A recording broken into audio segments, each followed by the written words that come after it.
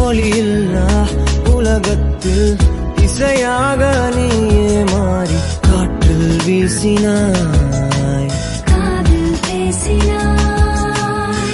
மொழியில்லா மௌனத்தில் விழியாலே வார்த்தை கோர்த்து கண்ணால் பேசினாய், கண்ணால் பேசினாய். 100 ஆண்டு உன்